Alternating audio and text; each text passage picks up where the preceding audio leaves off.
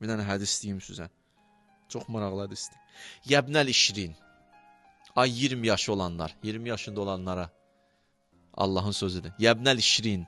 Ay 20 yaşında olanlar, ciddu və çtəhidu. Çalışın. Boş-boş ömrünüzü sürməyin. Həyif eləməyin özünüzü oyunlarla və s.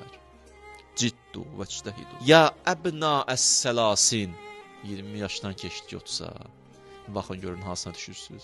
Ay 30 yaşında olanlar. Bəli ya Rəbbəl aləmin. La təğurrənəkumul həyatəd-dünya. Əl-həyatüd-dünya.